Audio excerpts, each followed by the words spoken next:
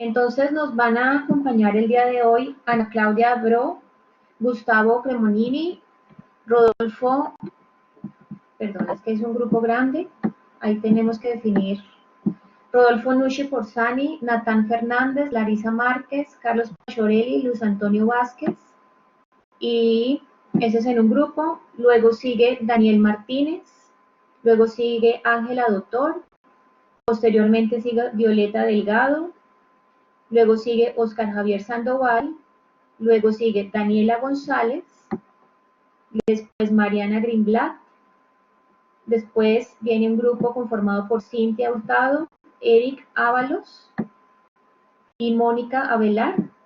Posteriormente continúa Giovanni Delgado, luego Ivonne Quinche, luego Toa Tripaldi Proaño y Paula Zavala, y finalmente escucharemos a Fabiana Heinrich.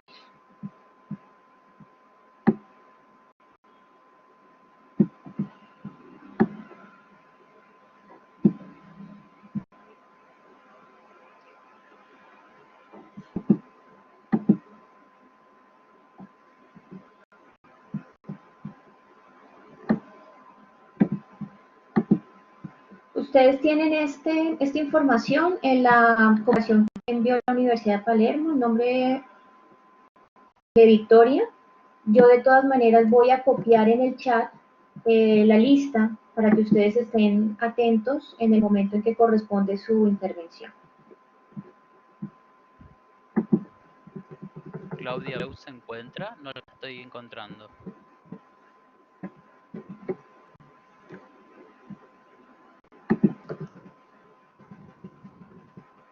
Hola Claudia.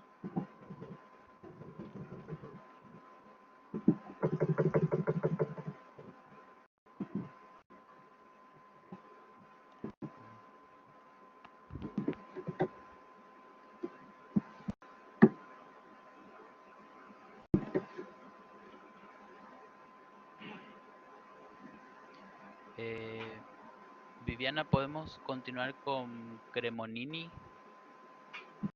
¿Ana Claudia no se encuentra? Entonces podemos hacer que las personas que no se encuentren, podemos pasarla al final de la lista para no perder el orden, ¿les parece? Claro. Listo. Entonces yo creo que vamos dando Ahora inicio. vamos a seguir con Gustavo.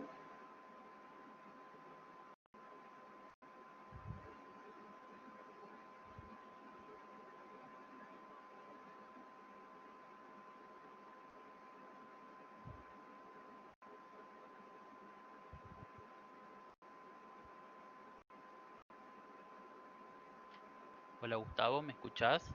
Buenos días. Hola Gustavo, sí, puedes poner el micrófono estoy. y la cámara, ya estás habilitado. Bueno, entonces voy a hacer la introducción formal a nuestra comisión. Les damos la bienvenida al Congreso Virtual de Enseñanza del Diseño, el cual se desarrolla dentro del marco de la Semana Virtual del Diseño y cuenta con una amplia actividad y variedad de actividades a lo largo de toda esta semana. Este año el Congreso cuenta con más de 700 ponencias distribuidas en 59 comisiones, que son en vivo y son totalmente gratuitas. Mi nombre es Viviana Polo y seré la coordinadora de la Comisión de Estudios Académicos, y también está Adrián Jara, que es nuestro moderador. La dinámica como tal, para que todos la tengamos presente, es que ustedes van a presentar en 5 minutos su propuesta, sus ideas. Esto es un flujo de conversación. Vamos a tener 5 minutos, el cual debemos cumplir de una manera muy rigurosa porque somos, digamos, estamos varios y la idea es poder dialogar posteriormente. Entonces, al inicio de cada conversación o de cada ponencia, el expositor se presenta de manera muy concreta y presenta su tema y así sucesivamente.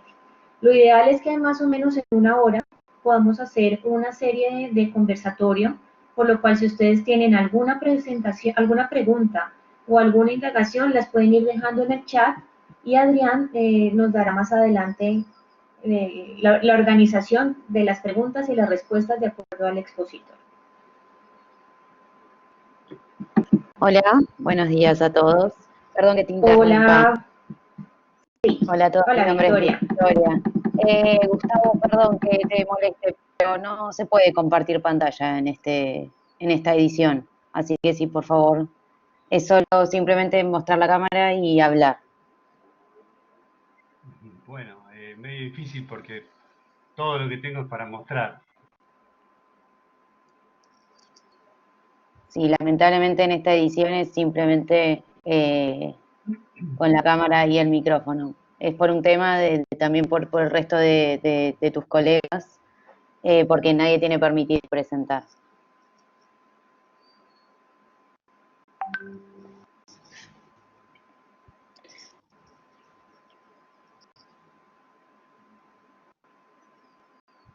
Dame un segundo entonces, por favor. Y si no, pasen al...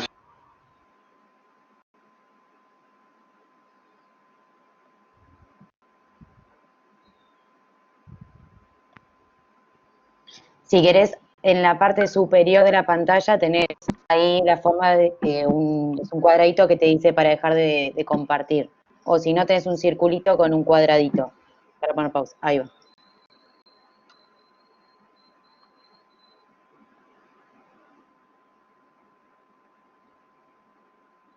Bueno, les pido por favor que pasen al siguiente expositor porque me voy a tener que tomar por lo menos 10 minutos más para ver cómo hago para hablar de algo que no puedo mostrar. Soy diseñador gráfico, es medio difícil para mí hablar nomás, sin mostrar lo que tengo que para mostrar. Gracias. Bueno, Gustavo, entonces estamos atentos.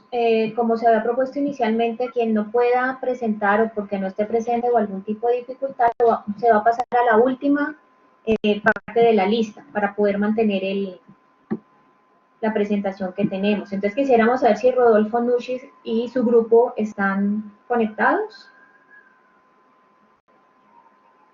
Listo, entonces, Adrián, yo creo que se les puede ya dar el...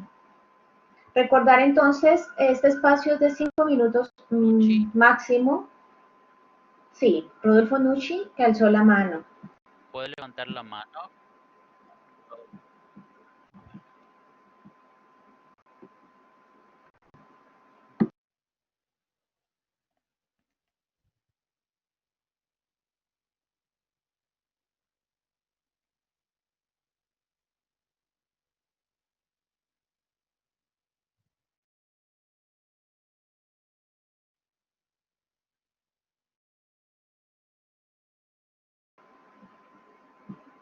Listo, Rodolfo tiene la mano levantada. Olá, bom dia. Hola, Rodolfo. Entonces son las 10:10. A las 10:15 nos toca pasar al siguiente expositor. Agradecemos mucho tu participación. Eu que Adelante. agradeço. Bom dia a todos. Estão conseguindo me enxergar normal? A câmera está funcionando? Bom, meu trabalho é sobre um trabalho de graduação que eu efetuei 2 anos atrás. No momento eu já finalizei o mestrado, estou no doutorado. E esse meu trabalho foi o processo de análise e desenvolvimento de uma impressora 3D. O processo começou com toda uma metodologia de estudo, investigação e familiarização com a tecnologia de impressão 3D, e depois com o processo de problematização, que foi tentar compreender os principais problemas nas máquinas de mercado aqui no Brasil. E durante esse processo de familiarização, entendendo esses problemas, eu comecei a projetar e pensar em soluções que pudessem melhorar a relação de interação humano-artefato, né, humano-máquina. E nesse processo, ao longo de 2 anos estudando, iniciei com um processo também de avaliação, de sketch, de idealização de um projeto. Depois com um processo de modelagem 3D, do conceito que foi definido, prototipagem com corte a laser e com impressão 3D dos componentes da máquina, a montagem da máquina, com toda a parte mecânica, elétrica, programação, os testes de aferição, e depois com a aplicação dessa máquina para a demanda interna da faculdade. Então, foram prestados serviços de prototipagem para outros alunos no curso de graduação e também para o mercado. É um processo em torno mais ou menos de 2 anos, desde o início de aprendizagem com a tecnologia, ao processo de desenvolvimento do conceito da máquina, do protótipo da máquina, corrigindo alguns erros que teve durante o processo e o projeto, e um produto final para prestar serviço para a comunidade em Bauru. Foram encontrados vários problemas, inicialmente nas máquinas de mercado que a gente tinha no Brasil até 2017, como área de limitação de 20 por 20 por 20 centímetros, impressoras que imprimiam somente uma cor, impressoras que não tinham acesso à internet e que tinham muitas limitações mecânicas e projetuais.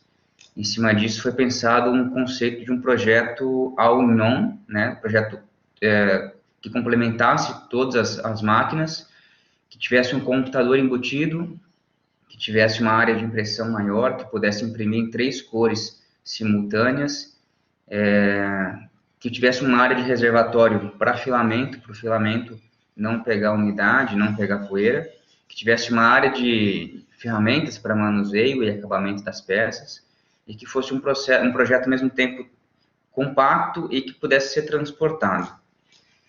Em cima disso, eu utilizei o Raspberry para auxiliar na parte de controle remoto, foram utilizados alguns componentes novos na época que tinham sido lançados, foi feita toda uma gestão de recursos de importação desses componentes da China para o Brasil. O processo também tem registros fotográficos, se quiserem eu posso encaminhar depois também, desde os esquetes iniciais ao desenho mecânico no SolidWorks, renderizações, a busca por patrocinadores para poder financiar esse projeto.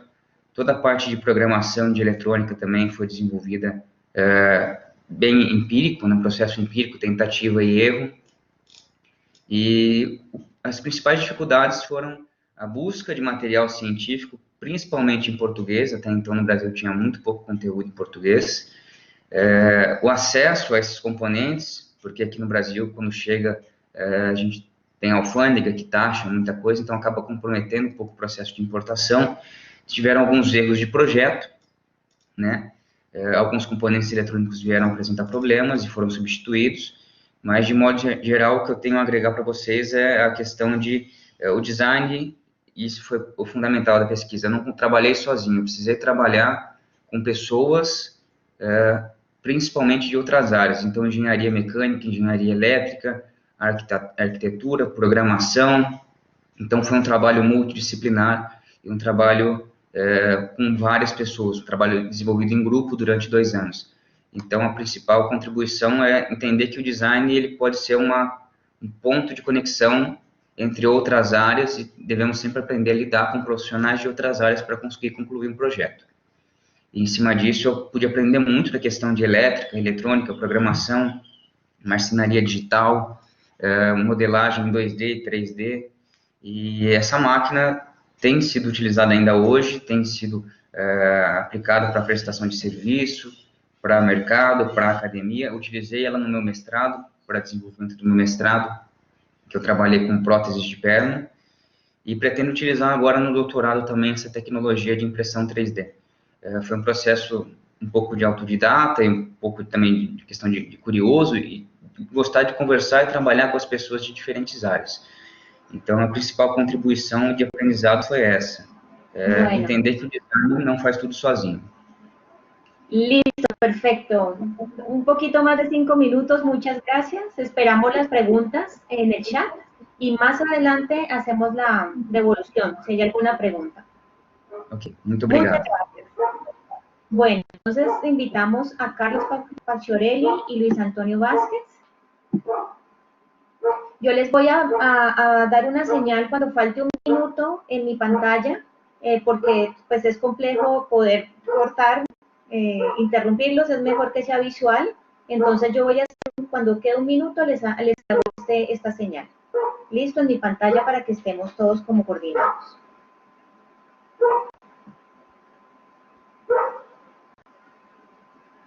Ya está Carlos y Luis.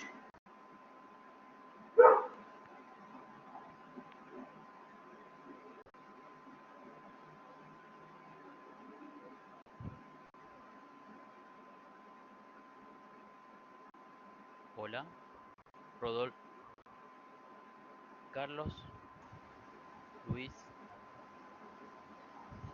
Não, não, é só eu apresentando mesmo, somente o Rodolfo. Ah, Ah, ok. él presenta É um todo el trabalho em conjunto. Por todos. Perfecto. Entonces vamos a Muchas invitar a Daniel Martínez. Daniel Martínez Molques. Daniel, ¿te encontrás en el aula?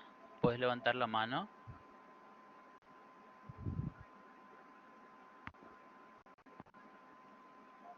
Hola, Daniel. Daniel Martínez Molques. No No se lo encuentra. veo. Podemos Bueno, seguir con Ángela, Ángela. doctor. Ángela, ¿te encuentras? Ángela, Sí, buenos días. Hola, Ángela, ¿cómo estás? Bien, gracias. Lista. Bueno, entonces, por fin atenta a mi imagen para poder hacer el tema de los tiempos. Te escuchamos, adelante. Ok, gracias. Bueno, yo voy a hacer un avance, a mostrar un avance de mi tesis, El vestido y el conflicto. Es mi tesis doctoral del doctorado en diseño de la UP. Mi tesis titulada El vestido y el conflicto se enmarca en un periodo que es de 1984 al 2000 en Colombia y toma como especificidad el caso del vestido y en este caso el jean colombiano. Este periodo de estudio es históricamente catalogado en Colombia como el periodo de narcoestado porque fue el periodo de mayor conflicto político, económico y social causado pues por este fenómeno, el cual puso en riesgo la gobernabilidad del Estado-nación y en este periodo tuvo gran influencia dos carteles del narcotráfico, sus agentes que se convirtieron en agentes modelizantes de la sociedad, instaurando una cultura y esparciendo diferentes producciones culturales que llegaron a ser un punto de análisis como ese espacio cultural y simbólico de interpretación que se propone hacer esta tesis. Entonces el problema se centró en establecer cómo fue ese proceso de traductibilidad que sufre el jean al convertirse en un objeto culturizado y el vestido al convertirse en un objeto culturizado y un dispositivo discursivo de esta narcosfera. El objetivo general fue, en ese sentido fue analizar entonces, bajo la teoría crítica del discurso, analizar eh, cómo se plasmaron estos discursos patriarcales, estos discursos hegemónicos del narcotráfico en la moda colombiana en este tiempo. Los objetivos específicos se marcaron por identificar entonces esta estructura patriarcal como una estructura semiótica, en identificar el paisaje social, los discursos y estereotipos. También se trató de caracterizar y vincular el análisis y el discurso feminista que existía previamente con relación al pantalón y poder entender esa brecha con el nuevo pantalón creado en Colombia, que era un fenómeno pues derivado de la erotización surgida derivada de la narcosfera. De esta manera poder analizar entonces ese discurso patriarcal y su proceso de feminización y sexualización de la moda. Para esto se trabajó una metodología que partía desde el análisis semiótico cultural a la luz de la teoría de Yuri Lotman y también el análisis de discurso que viene de Lakoff y Johnson, y con ellos hablar desde el discurso, desde las metáforas de la vida cotidiana y las metáforas visuales. Se hizo una revisión del corpus de muchas revistas de moda en las que se pudo analizar a profundidad el arquetipo publicitario, los relatos, el contenido y por supuesto el vestido en sí mismo, cómo varió esa forma, cómo varió la silueta, su campo sintáctico y semántico para ver esta relación discursiva si existía. En ese plano cultural se pudo evidenciar la relación directa entre la relación directa entre la transformación corporal y la transformación de la idea de género, en este caso del género femenino y de la mujer, ese concepto de mujer, cómo se modificó en este periodo de estudio. Esta transformación se logra visualizar en las revistas de moda y entonces se puede llegar a pensar el concepto de mujer desde el vestido y desde la indumentaria y también desde la publicidad de moda. En efecto, se logró identificar unas relaciones de ida y vuelta, pero que son totalmente correspondientes, o sea, no es un azar la erotización, no es un azar la relación discursiva de sometimiento de la mujer en la publicidad, es parte de esa semiosfera o esa cultura narco. Entonces se logra evidenciar este discurso sobre el vestido y la silueta de la mujer. Les decía que el corpus tuvo 600, el análisis de 600 revistas, publicaciones del 84 al 2000, también el análisis de noticias para entender cómo era ese componente del conflicto, la retórica del conflicto y la retórica del vestuario. Y se analizó también la corporalidad en esos diferentes planes para poder ubicar pues, el discurso de la moda, el discurso del conflicto sobre el vestido. Bueno, Ángela, muchas gracias. Podemos dejarlo. ¿Perdón? No, está bien así, gracias. Listo, esperamos entonces al final para poder hacer preguntas y abrir un poquito más el tema que nos has planteado. Muchas gracias. Bueno, gracias. Entonces invitamos a Violeta Delgado.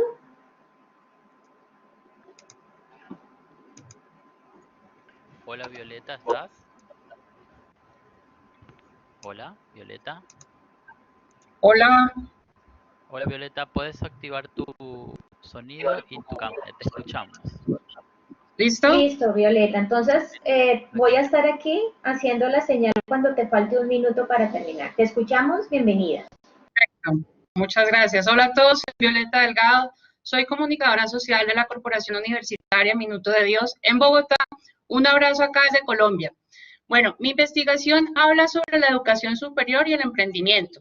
Es una investigación cualitativa con enfoque descriptivo a través del análisis documental. Lo que hice fue revisar documentos de creación y planeación estratégica referente a los procesos de emprendimiento en los pregrados de comunicación social en Bogotá. Las universidades a las cuales les hice este análisis fue la Universidad Central, la Universidad Jorge Tadeo Lozano, la Javeriana de Bogotá, la Universidad Sabana y por supuesto la Universidad Minuto de Dios. Se sabe que muchas personas toman el emprendimiento con gusto, pero en Colombia generalmente se toma este emprendimiento por los altos índices de empleo, la inestabilidad laboral, la baja calidad de los empleos existentes y obviamente por un crecimiento de la informalidad.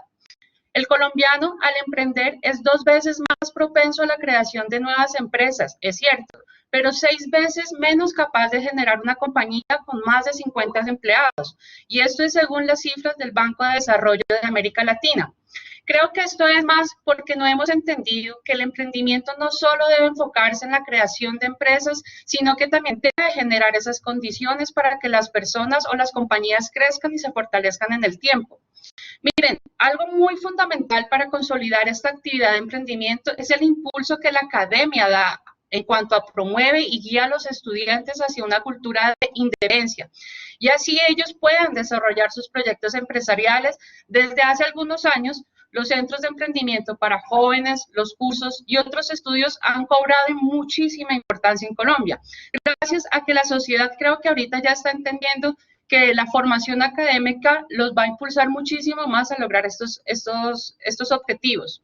Y este es el momento en que la educación superior se reforme, tenga las prácticas más modernas dentro de las aulas, tanto la tradicional como la virtual, y empezar a generar emprendimiento, y más desde nuestra carrera de comunicación social, porque somos los llamados a generar ese contenido que apasione, que sea atractivo, que sea comercial. Obviamente todo esto de mano de la tecnología que tenemos a nuestro alcance para que las personas puedan emprender y capacitarse. La academia es un ámbito con muchísima credibilidad en nuestra sociedad y es por eso y es fundamental que la academia se pueda vincular con los 3 sectores económicos de modo que tenga mayor solidez y posicionamiento. Aprender a emprender es el reto que hoy tenemos y es allí donde radica la importancia de que este aprendizaje se haga desde la educación formal. Miren, muchos emprendedores tienen el privilegio de estar o haber estado en una universidad. Al estudiar una carrera se abren los horizontes, se aprende sobre diferentes herramientas y se descubren muchísimas oportunidades. Entonces, sobre lo que algunos de nuestros padres nos dicen que la mejor herencia que nos pueden dejar es la educación, pues finalmente tienen razón. Y una de las posibilidades que abre la educación es la posibilidad de emprender. Aunque todas las universidades que analizamos presentan todos los proyectos de todos los niveles de estudio, abren convocatorias, hay ferias, hay semilleros, hay espacios físicos y virtuales que fomentan la generación de ideas, pues finalmente no hay nada, ningún intre ni extracurricular que se genere desde la comunicación y para el comunicador social. Entonces, por esto es importante en este punto recomendar y desarrollar más investigaciones a raíz de los procesos realizados desde este proyecto. La investigación se convierte de esta forma en el escenario para mejorar las posibilidades a los estudiantes y a los egresados. Se debe generar más espacios curriculares y además la academia tiene que vincularse con el sector empresarial e identificar las necesidades de estas empresas en cuanto a la promoción de servicios que se puedan generar desde los proyectos de emprendimiento, permitiendo minimizar todos los costos empresariales, desarrollando clúster y sinergias a la eficiencia y la productividad pues, de los procesos corporativos. Muchísimas gracias. Violeta, muchas gracias a ti. Entonces, más adelante esperamos tener preguntas para que nos puedas ampliar algunos puntos que están ahí. Vale, Claro. muchísimas gracias. Gracias a ti. Entonces, invitamos a Oscar Javier Sandoval. Ya estoy. Listo, Oscar. Entonces, si ves mi pantalla, recuerda que faltando un minuto voy a hacer esta señal para que puedas ir cerrando. ¿Listo? Ok, espérate que estoy compartiendo mi cámara, pero no No te vemos. me pueden ver aún. No, señor.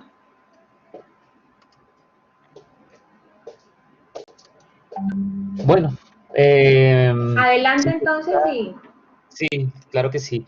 Sí, claro, yo soy Oscar Javier Sandoval, soy de la Corporación Universitaria Unitec en Bogotá, Colombia. Un saludo para todos los compañeros en Latinoamérica y en el Congreso. Mi trabajo se llama La acción creadora de la interpretación y está enfocada hacia la reflexión sobre los objetos estéticos. Esto hace parte de un ejercicio de la observatoria visual, las imágenes que nos miran, que hace también a la vez parte de una publicación, donde estamos reflexionando alrededor de la acción creadora del arte. Y en mi caso específicamente, lo que yo reflexioné o lo que estoy proponiendo es la acción creadora posterior al hacer imágenes, que es el de observar imágenes. Es decir, que el observador cuando ve imágenes también está cooperando con la obra y está haciendo una labor creadora desde la interpretación.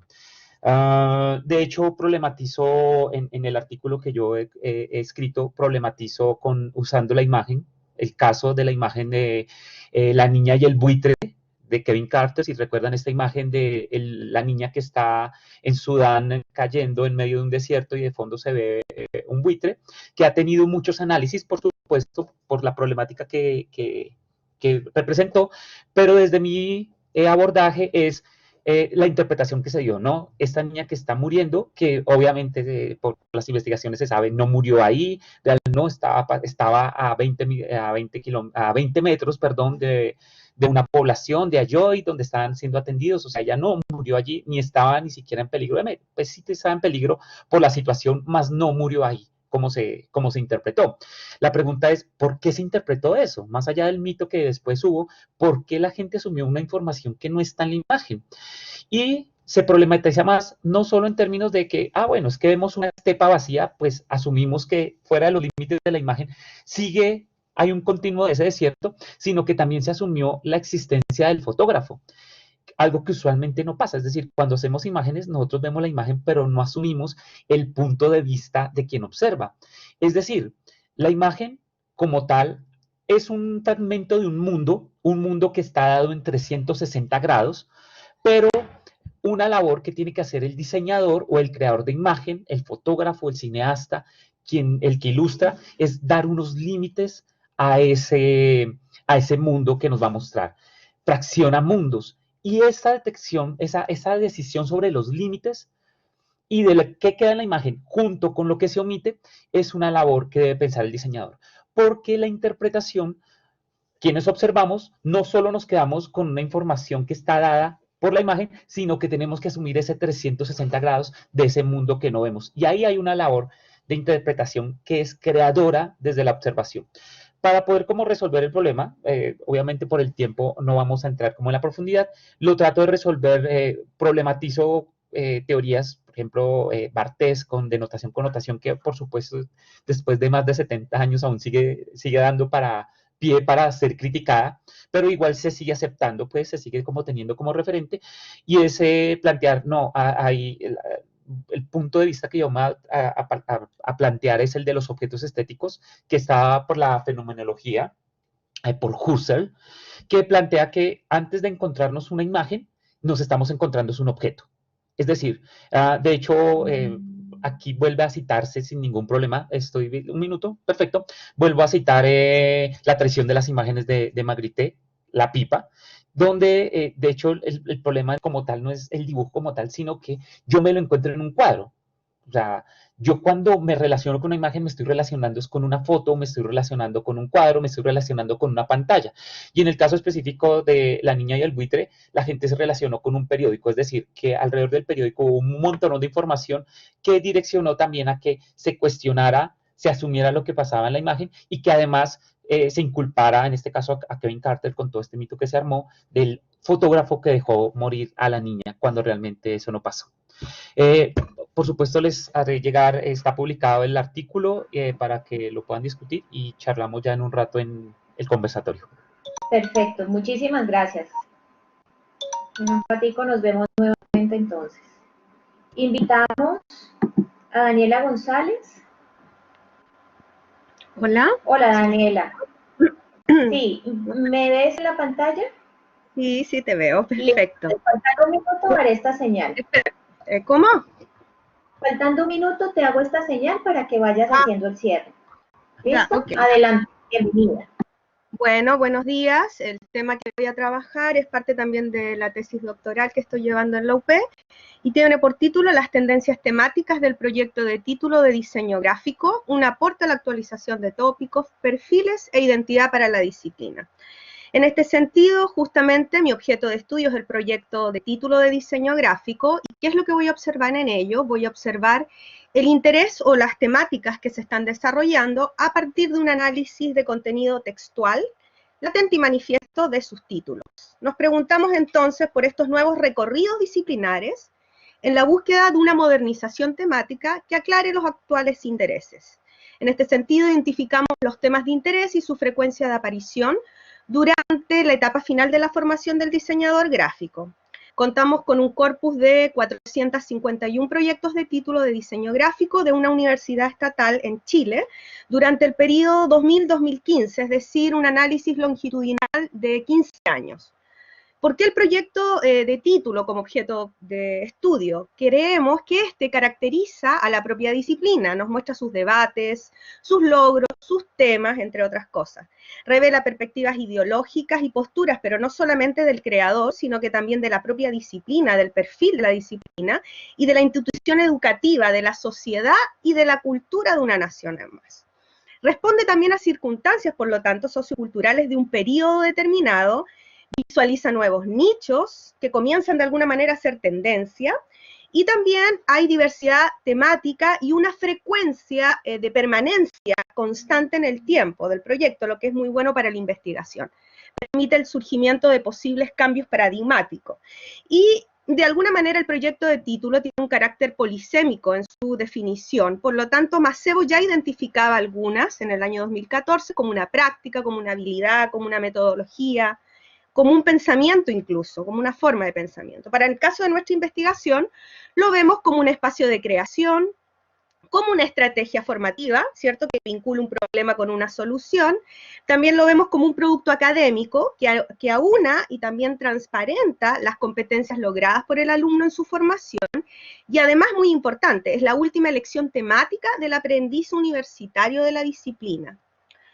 ¿Y por qué observar las tendencias temáticas del proyecto de título? Creemos que esto nos va a posibilitar la revisión y el ajuste y también la actualización constante del perfil y las competencias que identifican a la disciplina. Posiciona a la disciplina socialmente en otros problemas, en otras cosas nuevas y soluciones innovadoras, pero también permite la modernización de los tópicos, de paradigmas, de perfiles, de identidad para la disciplina, incluso con nuevas valoraciones y consideraciones de tipo social, cultural, de mercado, etc. Permite también la reflexión sobre los ámbitos de intervención del diseño, más allá de lo que tradicionalmente se venía desarrollando con más fuerza, que es la producción masiva, que hoy creemos se torna insuficiente. Ya Arbeláez, 2016, lo mencionaba, basándose en Julier, en Krippendorf, y Buchemann. Y bueno, ¿en qué contexto se da todo esto para la disciplina? Es una disciplina, el diseño gráfico, más bien joven, que aún por lo tanto está debatiendo varias cosas que la conforman y que la identifican. Se juzgan las propuestas proyectuales con discusiones éticas y redefiniciones identitarias, eso es lo que está pasando, y se cuestiona también su dependencia casi exclusiva a la producción mercantil y los objetos de consumo, descuidando muchas veces otras necesidades socioculturales. El diseño, por lo tanto, es invitado a interactuar con la sociedad. ¿Y qué moviliza los intereses temáticos que van cambiando en el tiempo?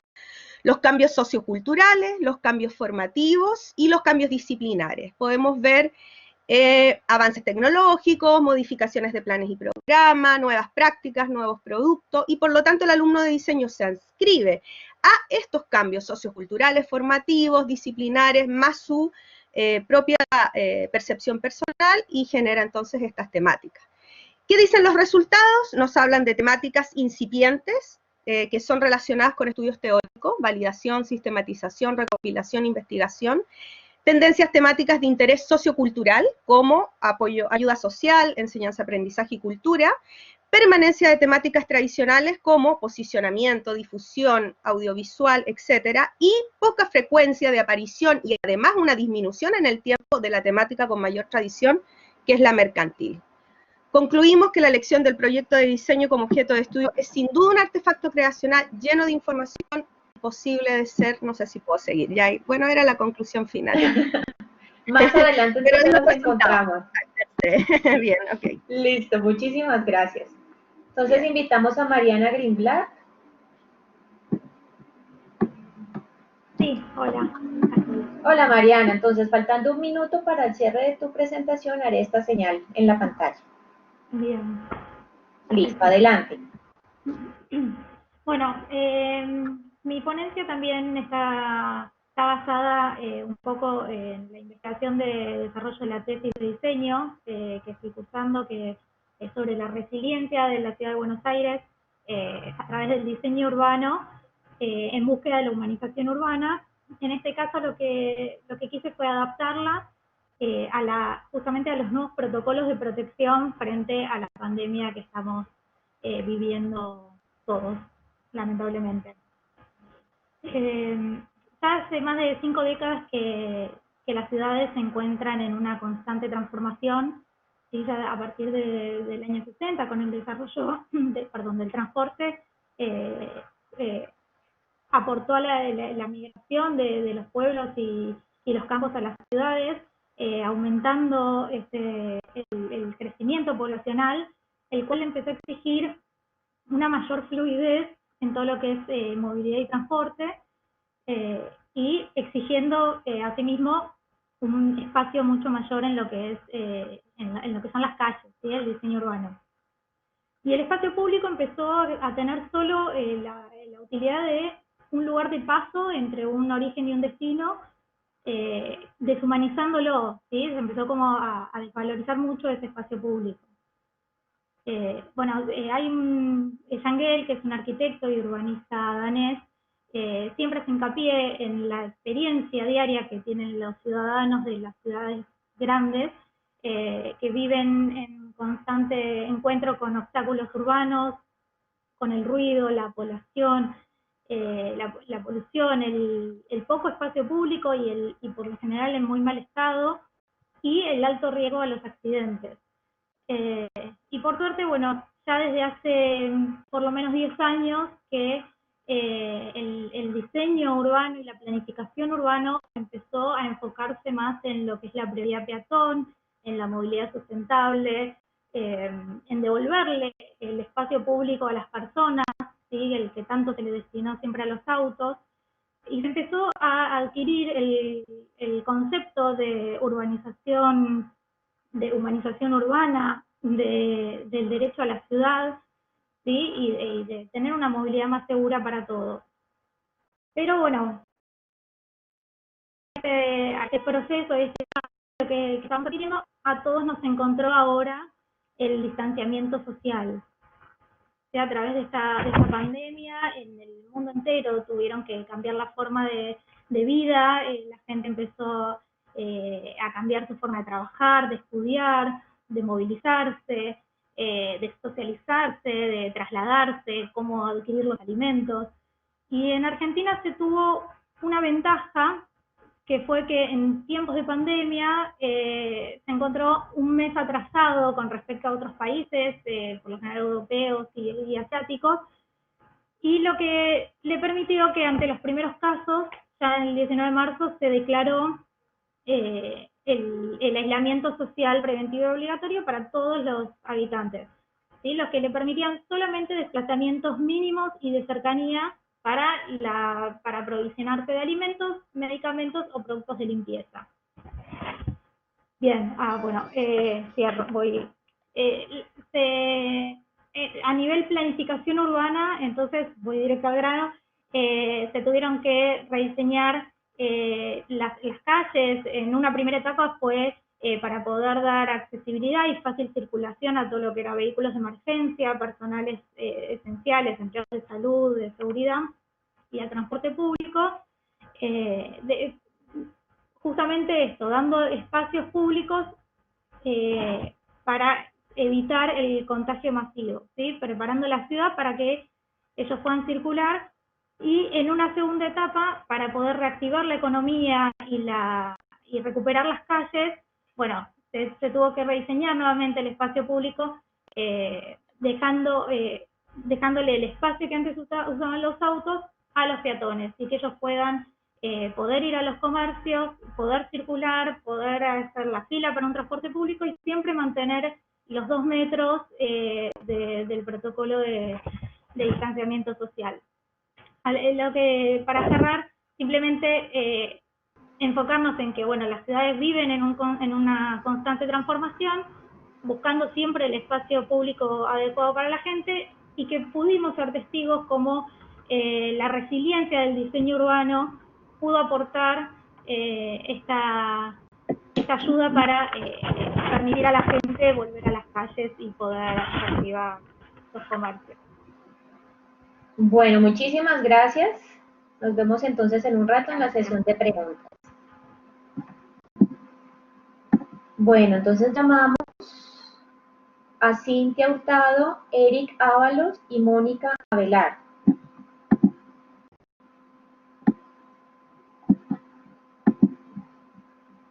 ¿Están presentes?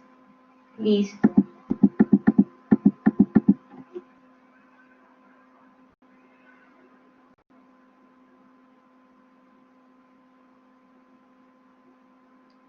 Adrián.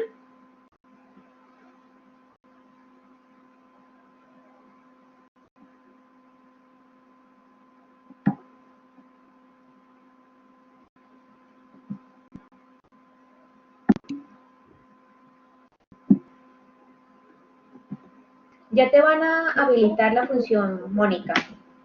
¿Ya la tienes habilitada?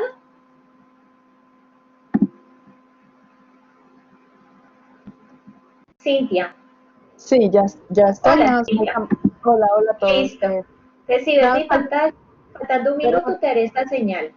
Perdón, falta Mónica, que ella es quien empieza y yo termino. ¿Van a presentar los tres? No, solo Mónica y yo. Eric está presente, pero él no va a presentar. Va a ser Mónica empieza y después yo continúo. Ah, bueno, recuerden que son 5 minutos en su totalidad. Y que la señal yo la doy visualmente para no interrumpirlas, sino tener esto claro. Muy bien. Mónica, hay que compartirle. Adrián, ¿puedes habilitar a Mónica, por favor? Hola, Mónica, ¿me puedes levantar la mano, por favor? Ahí está. Listo. Ahí está. Mónica tiene micrófono y cámara, ¿sí? Bienvenida. Listo. Listo. Entonces, atentas a mi señal. Adelante. Gracias, buenos días. Nosotros venimos de Universidad de Guadalajara. El proyecto es un material didáctico para el análisis de colecciones editoriales para la licenciatura en diseño para la comunicación gráfica. Este fue un material desarrollado por Eric Ábalos, por la doctora Cintia Hurtado y por su servidora Mónica Velar. En primera instancia cuenta con lo que son dos fases, que fue el diseño de unas infografías para hacer el análisis de las colecciones editoriales, y consta también de una tabla de análisis que posteriormente la doctora Cintia, aplicó con lo que es un grupo de diseño. La implementación del material es por 3 pasos, que es la exposición de las infografías, la respuesta a la tabla de análisis y la evaluación del material a través de lo que es una encuesta ya a los alumnos aplicados. Las infografías, por su parte, son 5 y constan del tipo de cubiertas. La segunda son elementos de las cubiertas o que contienen las cubiertas. La tercera es una sumatoria de los elementos para saber de qué manera están aplicando los alumnos este análisis o estos elementos y cómo los evalúan. La cuarta es una comparativa de resultados que se hace con lo que están trabajando los alumnos. Y la quinta son las características de la colección, y con ello los alumnos lo que hacen es un diseño de portadas para colección de libros. Entonces le cedo la palabra a mi compañera Cindy, que ella les explique. Gracias. Muchas gracias. Bien, para la aplicación en el aula se mostraron las infografías con la finalidad de tener una explicación breve sobre los aspectos que los estudiantes deben observar en una colección editorial. Posteriormente, se les presentó la colección de las novelas de Jorge Ibargüengoitia, un mexicano nacido en Guanajuato, quien escribió sobre la vida cotidiana en México. También se les pidió a los estudiantes que llevaran al aula colecciones. De esta manera se organizaron equipos para su análisis. Primero se analizaron de manera individual y después en equipo para fomentar el intercambio de opiniones y que pudieran llegar a un consenso. Las colecciones que llevaron los estudiantes fueron 3, 2 de cuentos infantiles de autores diversos, cuentos de Disney y cuentos clásicos, y una colección para adolescentes llamada Los Guardianes de William Joyce.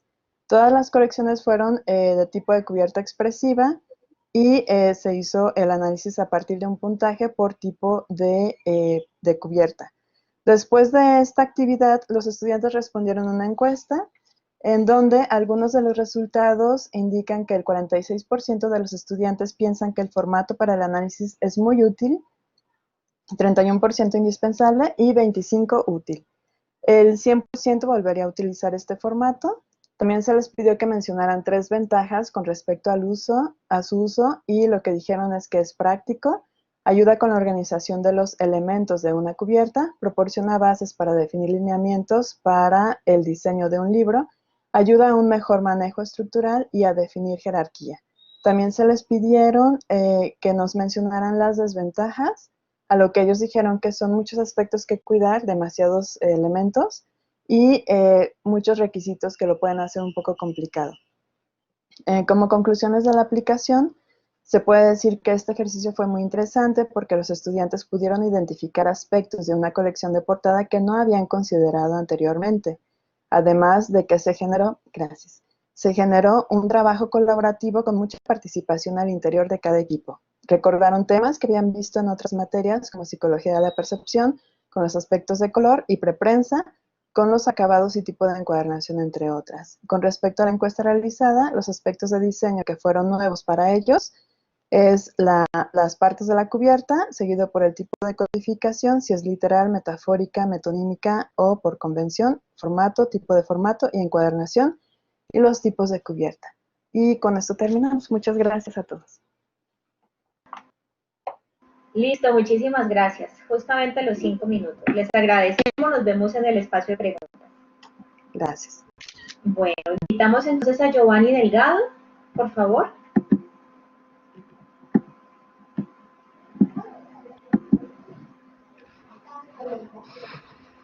Hola Giovanni, ¿cómo estás? Hola, ¿qué tal? Muy buenos días. No sé si me escuchan, Bien. ¿me pueden ver? Sí, yo te veo. Quisiera saber si tú ves mi imagen, mi pantalla. Sí, claro que sí. Listo. Cuando ya quede un minuto para tu participación, haré esta señal para que vayas cerrando los 5 minutos. Perfecto, muchas gracias. Bueno, Un saludo cordial adelante. para todos. Un saludo cordial para toda la gente de Latinoamérica.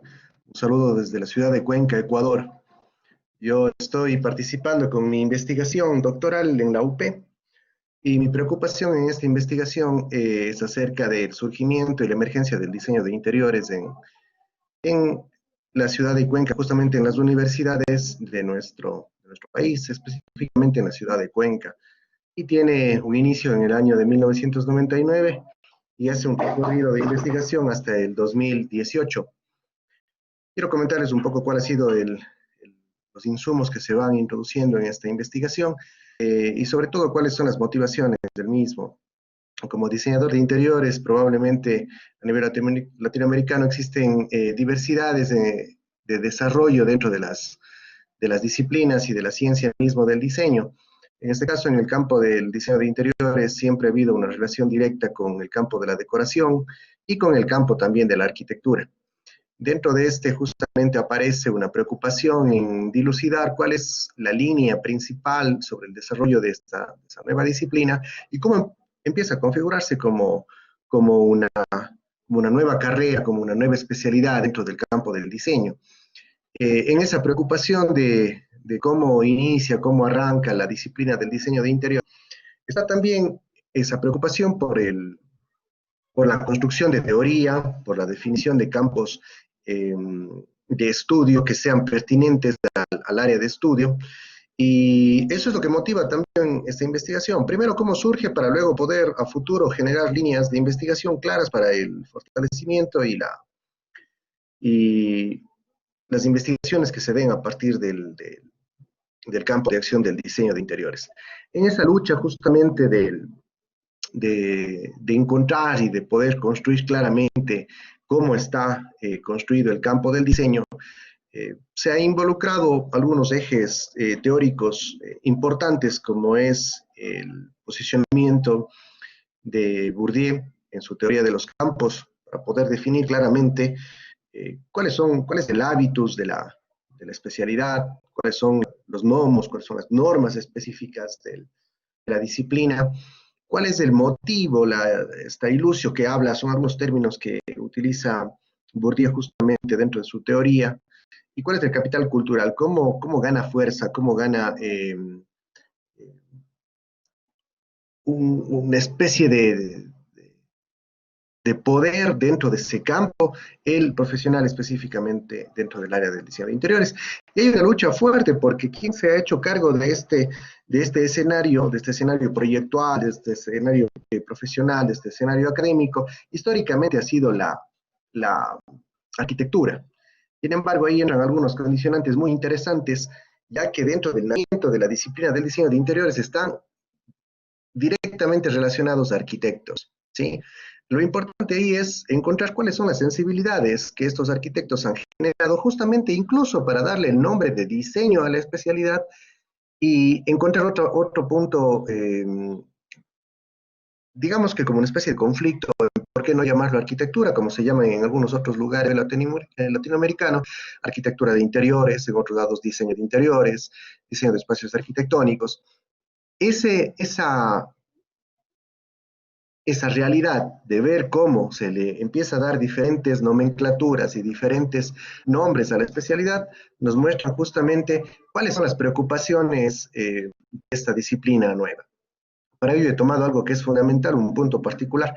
He tomado el posicionamiento de Gregorio Klimovsky acerca del trabajo de ideología, ¿sí? Y Gregorio Klimovsky habla sobre la creación y la formulación de la ciencia a partir de los presupuestos y teóricos que el investigador tiene para poder generar y construir conocimiento. Entonces, la ideología, tomado desde el posicionamiento de Klimovsky, en el proyecto que estoy yo trabajando, es fundamental porque es una columna vertebral que va a toda la investigación, desde el levantamiento de información empírica, desde el estudio justamente empírico de los resultados, de los estudios de los proyectos de fin de trabajo de las dos carreras, nos van a mostrar esos resultados, ¿sí? Eso les cuento hasta ahora, que es justamente lo que vengo trabajando e investigando, y es un tema que también me apasiona mucho porque es una problemática, creo yo, a nivel latinoamericano muy interesante. Bueno, muchísimas gracias, Giovanni. Nos vemos en un rato en la sesión de preguntas. Gracias. Bueno, invitamos a Ivonne Dorelli Quinche. Sí. Está presente. Hola, ¿cómo estás? ¿Sí me escuchas? Sí, ¿me ves? Listo, y te veo. ¿Me ves? Sí, sí. Listo, entonces, faltando un minuto para el cierre de tu ponencia, entonces voy a hacer esta señal, para que estés un poco más pendiente de lo visual, porque sé que estás hablando y es complejo interrumpir. Adelante, Claro. entonces. Bueno, muchas gracias. Los estoy saludando desde la ciudad de Buenos Aires. Soy diseñadora gráfica de la UDI de la ciudad de Bucaramanga, Colombia, y he realizado unos estudios de posgrado con la Universidad de Palermo. Entre lo virtual y lo tangible es la temática que comparto hoy dentro del desarrollo de mi tesis doctoral relacionada con las tarjetas de felicitación y la expresión del afecto. Uno de los temas a analizar involucra el modo de relacionarnos actualmente a causa de los cambios y facilidades que se han producido en términos de comunicación electrónica. Sin embargo, es importante resaltar que este estudio no pretende cuestionar si las tarjetas todavía se producen, si se usan o circulan dentro de una práctica social, sino que busca entender cómo se han manifestado estas formas de comunicación dentro de la cultura latina durante los últimos 30 años. En este sentido, el estudio se realiza en Colombia, dado que aún se conservan algunas tradiciones y formas de celebrar, un sentir propio de las costumbres o cultura colombiana, reflejadas en las fechas o acontecimientos importantes en la vida de las personas. Sumado a esto, hay un importante sector que produce artículos para comunicar el afecto, denominado expresión social.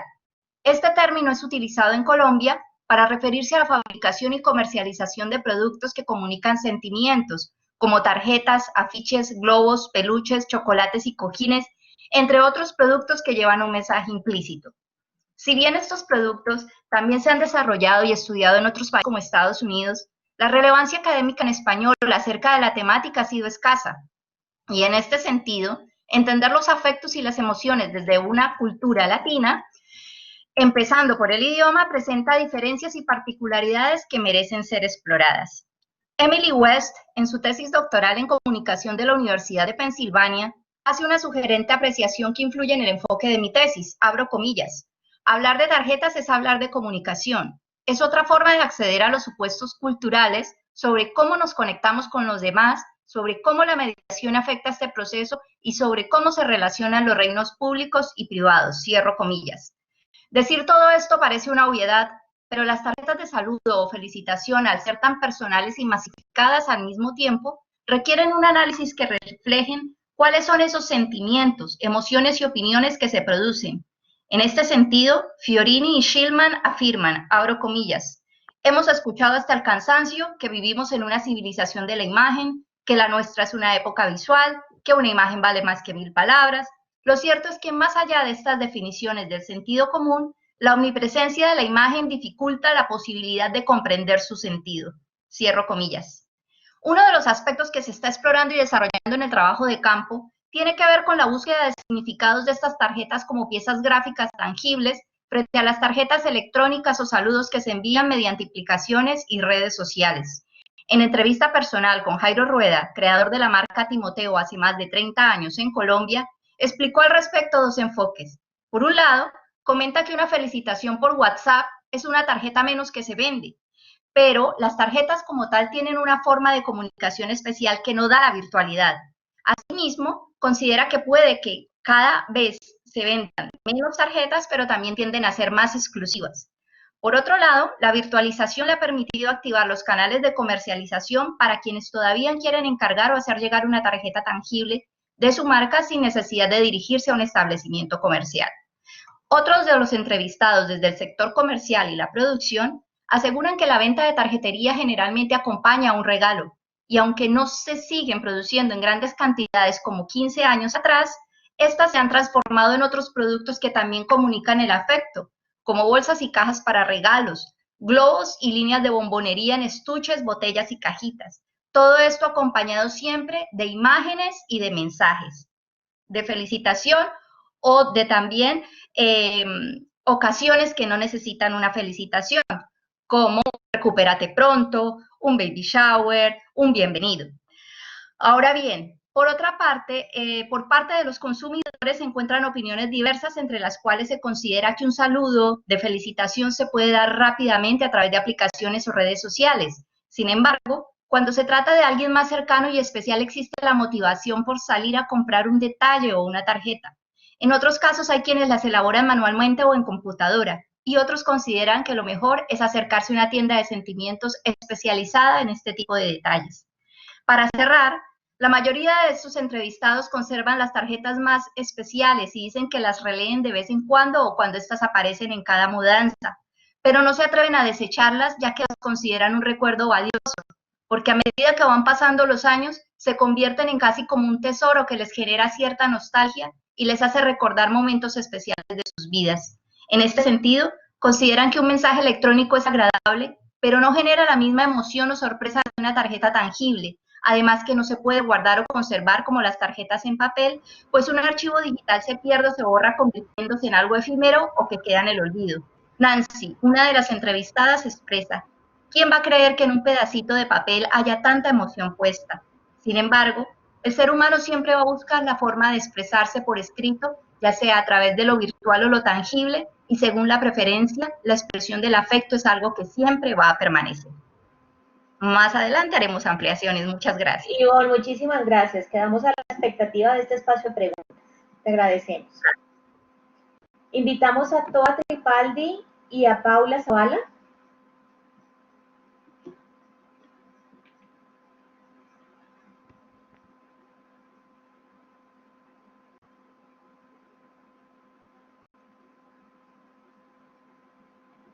Toa y Paula, ¿están presentes?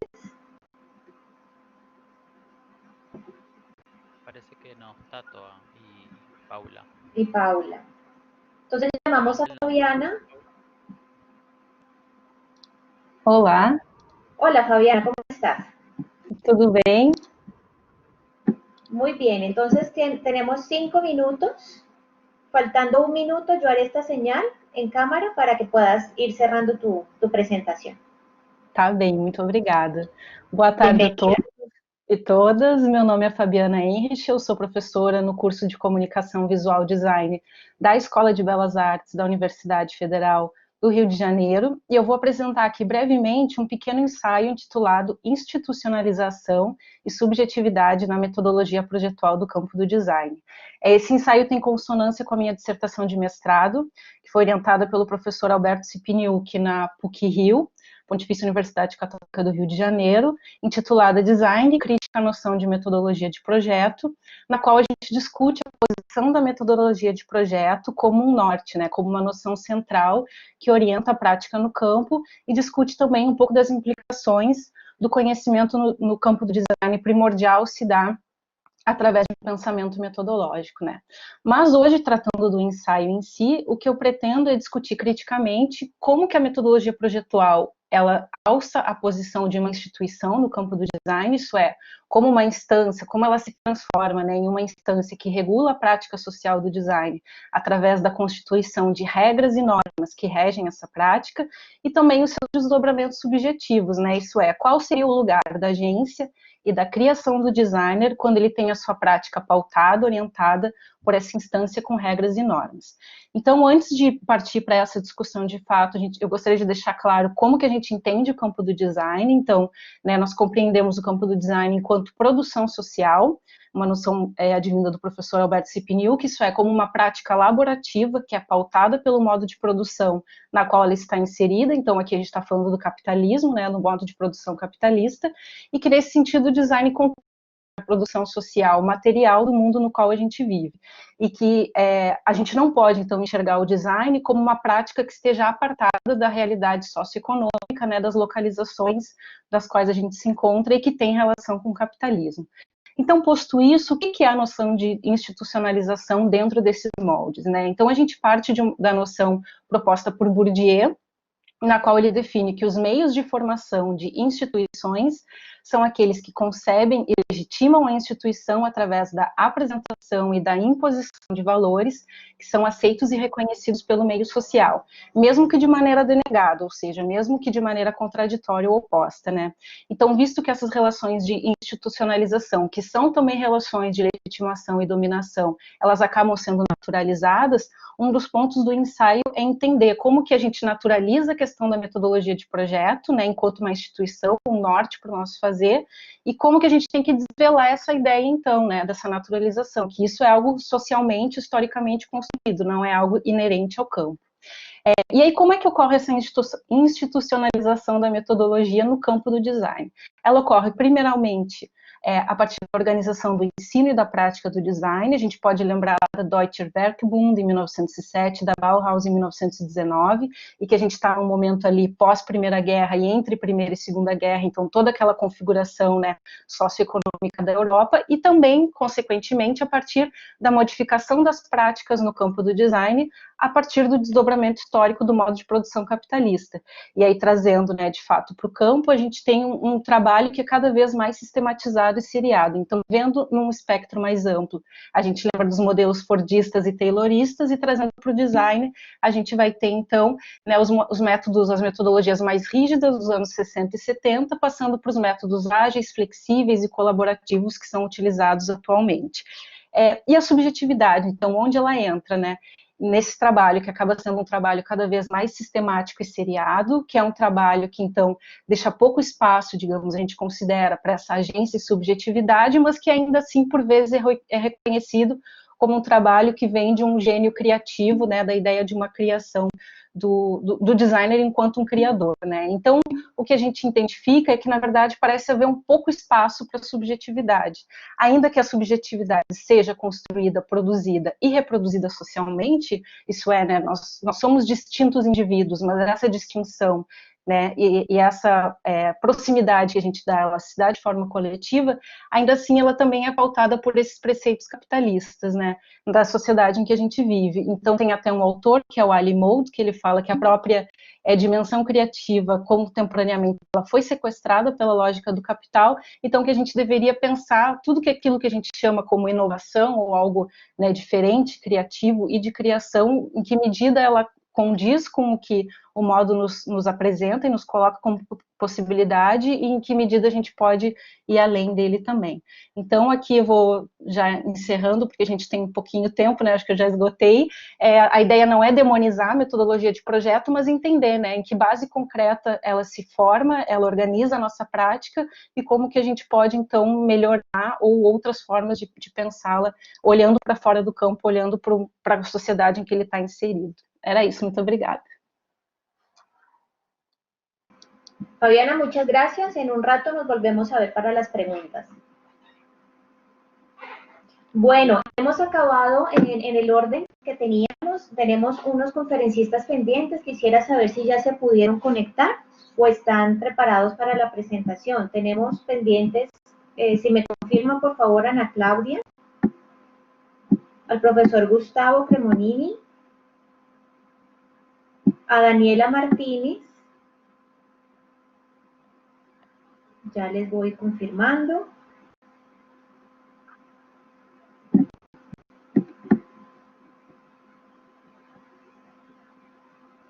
Y listo. Estoy viendo en el chat que la presentación de Toa y Paula se reagendó para el día miércoles, o sea que en esta comisión ya quedarían pendientes las personas que mencioné. Entonces iniciamos con el profesor Gustavo Cremonini, ¿les parece? Profe, entonces Gustavo. Adrián, por favor, ¿podemos habilitar al profesor Gustavo? Buen día. Sí. Hola. Hola, Gustavo. ¿Nos escuchás? Sí. ¿Nos ves? Sí, ¿ustedes? Gustavo. Sí. Listo, Gustavo. Entonces, faltando un minuto para el cierre. Yo te estoy viendo. ¿Tú me ves? Ahí está, ahora sí. Listo, faltando un minuto voy a hacer esta señal para que vayas haciendo el cierre. ¿Listo? Bueno. Bueno, muchas gracias. Adelante. Buenos días para todos. Yo estoy en Córdoba Capital, soy licenciado en diseño por la Universidad Provincial de Córdoba y docente en diseño de la institución. La ponencia se llama Análisis del diseño y la tipografía del Laudationes Quinque, 1766, puesta en valor del primer libro impreso en Córdoba, Argentina. La historia del diseño gráfico en Córdoba es un relato incompleto que ofrece numerosas oportunidades de intervención a los diseñadores y otros investigadores del campo proyectual. El recuento del oficio tipográfico en esta provincia argentina se ha desatendido por diseñadores locales, los cuales, en el mejor de los casos, estudian la historia europea de la tipografía mediante textos traducidos del inglés. Marina Garone Gravier, referente latinoamericana de la investigación en el libro antiguo y tipografía, se ha expresado al respecto diciendo: en América Latina hay mucho por investigar e historiar en el ámbito tipográfico. Si no asumimos el reto, nos seguiremos encontrando con textos foráneos, probablemente documentados y naturalmente deficientes en su entendimiento de nuestra realidad histórica y cultural. Siguiendo esa línea de argumentación, sorprende la ausencia del tema en planes de estudios locales, sobre todo sobre la historia de los jesuitas que habitaron en Córdoba hasta 1767. Este olvido es doblemente grave, no solamente porque esta prensa fue la primera de la provincia, sino porque además con ella se inició el oficio tipográfico en estas tierras, un hecho que señala el momento germinal del diseño gráfico cordobés. La investigación se enfocó en este acontecimiento trascendente a partir del análisis del libro mencionado, Laudationes Quinque, en 1766. Si bien la importación de dicha máquina y la producción de sus impresos fueron abordados por numerosos bibliógrafos como Toribio Medina, Bartolomé Mitre, Guillermo Furlong, sus enfoques han sido históricos y literarios, carentes de perspectiva respecto del diseño, que fue particularmente en lo que se enfocó este trabajo. Esta otra mirada sí fue aportada, en cambio, por diseñadores de Buenos Aires como Fabio Ares, ya que la prensa cordobesa en 1780 fue trasladada a Buenos Aires, lo que era el incipiente virreinato del Río de la Plata. Sin embargo, sus investigaciones se focalizan en la producción capitalina en Buenos Aires, por lo que los impresos cordobeses estuvieron invisibilizados por muchísimo tiempo. Estos abordajes puramente históricos y las investigaciones bonaerenses existen, pero había un vacío que llenar, y a fines de aportar al posicionamiento y fortalecimiento del diseño local, se inició esta investigación pretendiendo contribuir a este sentido, enfocando esta prensa y primer libro en Córdoba dentro del campo proyectual, estudiando entonces aspectos marginados, ignorados o desconocidos por otros investigadores. Este estudio histórico-técnico del diseño y para el diseño aspiró a rescatar las raíces cordobesas de la disciplina con la convicción de que es importante legitimar su origen, reforzar su identidad regional en el presente y fomentar el interés por las investigaciones en torno a la historia del diseño cordobés. Como señala, por ejemplo, el historiador del diseño gráfico Philip Mex, una profesión que no hace una reflexión sobre sí misma basada en el conocimiento del pasado, con una adecuada comprensión del presente y una proyección hacia el futuro, no termina de establecerse como portadora de un conocimiento específico y necesario para realizar una investigación concreta, socialmente reconocida en su especificidad. Algunas de las etapas del proyecto son estudio de las fuentes secundarias, los libros mencionados, búsqueda de las fuentes secundarias, como han sido la prensa y el libro, relevamiento del campo, señalización y catalogación de estos espacios, consulta de bibliografía especializada, por ejemplo, entre los mencionados Mex y Garone Gravier, y un análisis en el campo proyectual. Se estudiaron entonces todos los aspectos que tenían que ver con el diseño gráfico de ese libro, desde el análisis tipográfico, de la composición de página, y muchos aspectos históricos que hoy se siguen replicando desde el diseño editorial. Y por último, uno de los objetivos de la investigación era la difusión en el campo académico-cultural, y nosotros hemos podido realizar un evento que ya lleva 6 años, que se llama Jornada de Diseño y el libro y la tipografía, que realizamos en Córdoba cada año. Muchísimas gracias. Muchas gracias, Gustavo. Nos vemos ahorita en el espacio de preguntas. Bueno, llamamos a Daniel Martínez.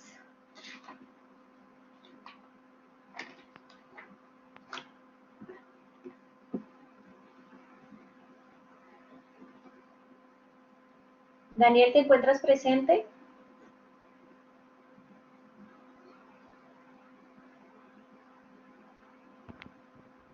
No está respondiendo Daniel. No está. Bueno, yo tengo en mi lista, como hicimos unos cambios, para que por favor, Adrián, me ayudes a confirmar si la primera ponencia que estuvo a cargo de Ana Claudia Bro fue la que realizaron. Esa está pendiente. Ana Claudia no está, tampoco. No está. Listo, entonces esa queda. Estaríamos terminando. Exactamente. Bueno, entonces en este momento, muchísimas gracias a todos los ponentes por abrir sus ideas de una manera tan sucinta y concreta. Sabemos que el espacio académico siempre es mucha más disertación. En este espacio es más como un abrebocas para dejarnos con esta provocación de buscar más sobre sus investigaciones. En este momento vamos a pasar a una sesión de preguntas importantes, si tienen algunas que las puedan poner en el chat, y poder generar un diálogo igual. Si hay una persona que a un ponente se le hace alguna pregunta, tratar también de ser muy concreto y no superar los 3 minutos para poder hacer su réplica. Entonces, Adrián, ¿nos comenta si hay alguna pregunta, por favor? Sí, hay una pregunta para Daniela González. Si nos puede ampliar un poco sus conclusiones. Ahí está. ¿Se me escucha? Sí, adelante. Hola, bueno, gracias por la pregunta, Cintia. Quedé ahí con la voz en la boca, no pude terminar, gracias. Bueno, las conclusiones en principio nos hablan de que la elección del proyecto de diseño, digamos como objeto de estudio, es un artefacto súper rico como para ser investigado, no solamente con lo que yo hice, que fue la elección temática, sino que al ser un artefacto creacional, un documento académico creacional, tiene mucha información, por lo tanto es posible de ser interpretado desde muchas variadas posturas y miradas o inquietudes de investigación. También esta estrategia formativa que es creacional va generando además una historia en el tiempo para la propia disciplina, por lo tanto nos va marcando de alguna manera sus perfiles, sus hitos, sus tópicos y los caminos que son posibles para futuros cambios incluso paradigmáticos e identitarios en la disciplina. Por lo tanto, son un reflejo constante de lo que la disciplina hace, de lo que la disciplina piensa, de su praxis dentro de lo que es el proyecto en sí. Y también observar los avances temáticos que se dan a través del tiempo nos va otorgando, por lo tanto, nuevos conocimientos que visualizan, por lo tanto, algunas tendencias a lo largo del tiempo. Y esto nos amplía, así, finalmente, los terrenos de movilidad disciplinar.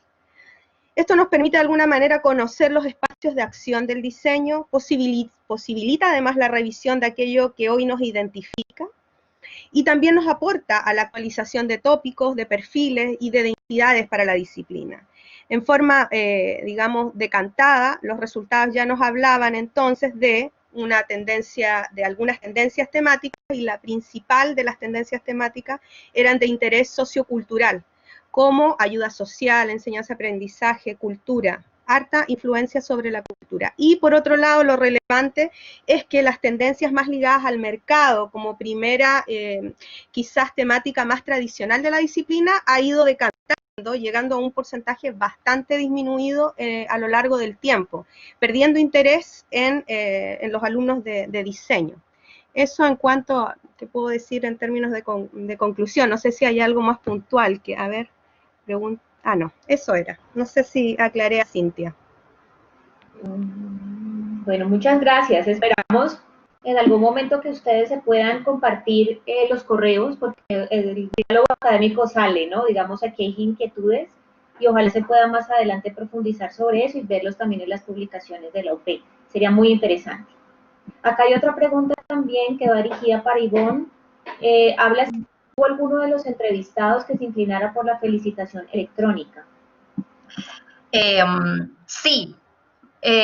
Hubo gente que manifestó como una afinidad con el uso de estas herramientas tecnológicas, especialmente cuando no se encuentran cercanos a esa persona con la cual quieren tener un detalle o una tarjeta. En este sentido, decían que de todas maneras el envío de un emoji junto con unos textos no eran suficientes y que les gustaba descargar o buscar aplicaciones que les permitiera generar lo más similarmente posible una tarjeta, que tuviera imágenes, que tuviera mensajes o significados que expresaran alegría y que no fueran sencillamente con un texto o, como dije anteriormente, con estos emojis. Entonces, en el sentido de la inmediatez y de ser especial, pues como recurso lo ven muy agradable, pero especialmente cuando se encuentran lejos o no están cerca, en términos de una persona especial, ¿no? Porque decían, tiene que ser alguien muy especial para poderme acercar a un almacén, comprarlo y entregar. Pero cuando las circunstancias de distancia o de rapidez lo ameritan, pues obviamente es una herramienta y es algo que como que también resulta divertido, aunque siempre se llegaba a la misma conclusión. Es algo que se va a perder, se diluye en el tiempo y no van a tener la posibilidad de conservarlo. Eso lo manifestaba personas tanto dando como recibiendo, pues porque esto tiene una dualidad de consumo, ¿no? Tanto quien da como quien recibe. Listo, muchísimas gracias. Encontramos aquí una pregunta. Dime, Adrián. Sí, tenemos una pregunta que hizo Bruno Ribeiro, sí, que es para Fabiana Heinrich, que dice: ¿é possível estabelecer uma estrutura teórica analítica pensando o design enquanto ao processo social? Fabiana, pode ampliar um pouquinho sobre se está atravessado pela subjetividade do sujeito? Um pouquinho, pode falar um pouquinho mais disso? Claro, vamos lá. Obrigada, Bruno, pela pergunta. Na verdade, a gente não, assim, fazer uma separação de que a metodologia existe puramente, né, só por ela também é uma afirmação falsa, porque ela é sempre criada por pessoas, por designers. Então, na verdade, é sempre uma questão dualista, né, assim, de dois pontos, dialética. A gente está sempre pensando a ação do sujeito, né, e essas estruturas que são criadas por esse sujeito. Então, óbvio que a gente sempre vai ter a questão da subjetividade, né, perpassando toda a construção dessas estruturas, dessas instituições com as quais a gente trabalha. O que acontece nessa mudança que tu colocas aqui no final da tua pergunta, né, a partir da década de 80, se a gente teria um espaço maior para esse sujeito, porque a gente tem, né, todo o conhecimento se desloca nesse sentido, o conhecimento ocidental, né, para essa preocupação maior com o sujeito, o pós-estruturalismo. A crítica que se faz é que mesmo essa movimentação para o que é, né, o papel desse sujeito, ela também acaba sendo pautada por essas estruturas. Então, assim, a estrutura, digamos, que quem faz a estrutura não larga o osso tão fácil, né? Então, depois vou colocar aqui no chat um texto que é bastante importante de um autor, é Erdem Demir. Ele fala, né, do campo do design e da emoção, então conceitos, argumentos e ferramentas de questões atuais, em que ele justamente discute isso, assim, o que é, a gente hoje fala, né, de design centrado no usuário, design de experiência, o que é falar dessas questões? Será que de fato tem uma preocupação humanista ou é mais esse movimento todo, né, do modo de produção, de novas formas de conceber e de vender mercadorias, que faz com que a gente transforme o que antes era o nosso centro, que digamos que fosse o objeto, e agora pensar esse usuário. E aí, indo mais além, né, o que é pensar o usuário? Quem somos nós, designers, digamos assim, para, né, nos colocarmos na posição de saber o que a outra pessoa deve sentir, o que ela deve experienciar através dos nossos produtos? Será que a gente tem, né, conhecimento e tem tanto poder, digamos assim, para fazer isso? Então, quando a gente tem esse corte, né, no campo da metodologia a partir dos anos 80 para essas metodologias que dão conta né, mais atualmente agora a partir de 2000 mais ainda, né, mas anteriormente já um pouco, que já vai surgindo esse deslocamento, é um deslocamento que não acontece somente dentro do campo do design, né, então é um deslocamento que o conhecimento e o modo de produção vai como um todo desenvolvendo. Então, nesse sentido, por isso que é importante olhar para fora, para ver como que isso se molda do lado de fora e não só internamente. Não sei se eu te respondi, Bruno, espero que sim. Muito interessante, Fabiana. Muito obrigado. Gracias. Bueno, también vemos una pregunta para Gustavo. Esta la hace Cintia. Y pregunta qué hallazgos encontraron con respecto a la composición de la página. Bueno, ¿ahí se me escucha, no? Sí. Sí, te escucho. Pues, Sí. espero que todos escuchen. Bueno, la sexta parte de la investigación tenía que ver con el análisis en el campo proyectual, particularmente con un facsímil, trabajamos, y se pudieron estudiar tanto ornamentos, viñetas, un estudio tipográfico de tipometría y diagramación, capitulares, fundamentalmente ilustradas, porque cada capítulo de los 5 del libro tenían capitulares ilustradas de alineación, columna y espaciados, lecturabilidad, y respondiendo a la pregunta qué cosas se encontraron, hay recursos, tanto caducos, en desuso y aún vigentes, muy interesantes que nosotros no conocíamos, como el uso del reclamo y el uso de la asignatura, que son dos elementos que van por fuera del campo de texto, ¿sí? Habitualmente lo único que encontramos ahí ahora son, por ejemplo, la paginación. En ese momento se usaban para tener alguna facilitación en la tarea con el encuadernador, por ejemplo. Y además alentaba la fluidez de lectura. Entonces, reclamo y signatura, por ejemplo, encontramos.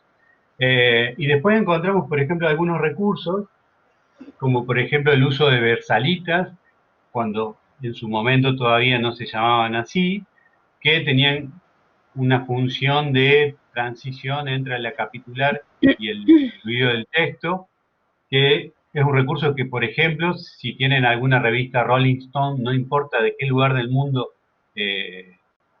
encuentren un volumen o una revista, van a encontrar este recurso en cada nota, ¿sí? Una capitular, una línea en versalita, la primera línea, y después la continuidad en el fluido del texto, digamos, de la nota.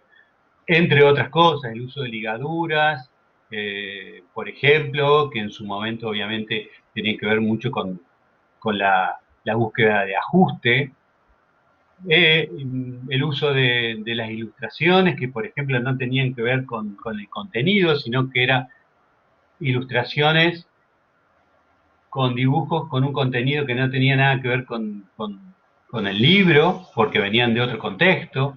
Todo eso encontramos entre muchas otras cosas. Si me permiten, por favor, les puedo compartir un link con la charla completa, que son unos 23 minutos, de ese análisis fundamentalmente, para que puedan completar visualmente lo que estoy explicando. ¿Puedo hacerlo? Claro, Gustavo, muchas gracias. Y bueno, también tus datos de contacto están ahí. Están ahí en la ponencia. Listo, perfecto. Gracias. Gracias, Cintia. ¿Alguien tiene alguna pregunta adicional?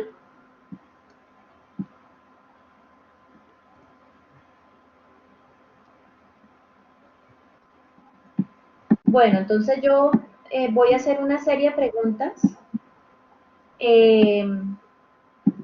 También para completar un poco el círculo y la expectativa que queda con la apertura de cada uno de sus proyectos. Entonces quisiera saber si Rodolfo está conectado, del grupo Angra.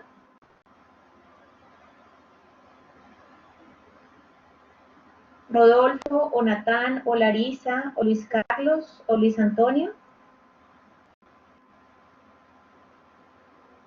Creo que no están conectados. Bueno. Bueno, Ángela, doctor. Sí, yo sí estoy acá. Hola, Ángela, ¿cómo vas? Hola. Bien, Bueno, gracias. tratar de resumir en una pregunta, hacer preguntas es complejo siempre y cuando el tema se pueda, digamos, o lo dejamos abierto, no necesariamente que sea una pregunta que se resuelva, sino una inquietud que me surge escuchándote acerca del tema del vestuario o la moda como tal en Colombia en este periodo, lo que estás haciendo en un análisis en clave de diseño, entiendo. O sea, es un tema que desde el diseño se aborda y tiene una serie de preguntas. Yo quisiera conocer en esta fuente o estas fuentes que tú tomaste, que nos hablaste más o menos de 600 revistas, si estas revistas, estas fuentes como tal son locales o son también la imagen que está en el exterior respecto al contexto puntual colombiano. Bien, gracias por la pregunta. Sí, tomé un corpus que tiene las revistas nacionales, diarios nacionales, periódicos también. De ahí se tomó la imagen de la publicidad colombiana, de la moda colombiana, también la imagen de páginas sociales y diarios de moda cotidiana.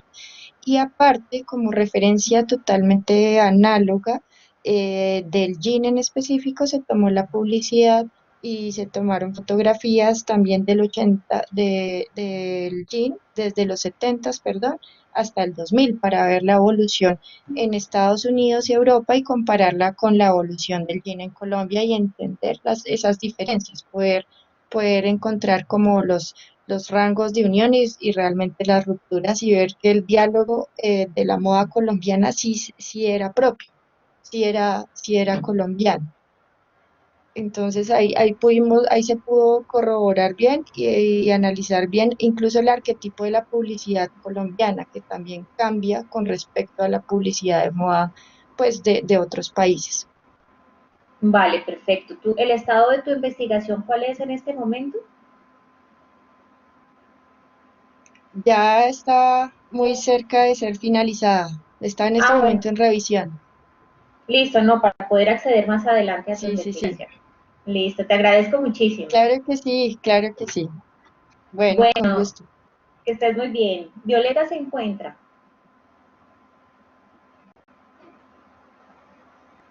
Sí, aquí estoy. Hola, Violeta. Me quedé impregnada de tu ánimo cuando nos estabas voy a hablar de la palabra vendiendo todo este tema tan interesante. Y tengo una pregunta respecto a todo el tema de caracterización del contexto. Tú nos hablaste de unos contextos particulares, nos hablaste de unas universidades, pero ¿hay alguna relación o hay alguna determinación que hayan sido esas y no otras las que tú hayas elegido para tu estudio?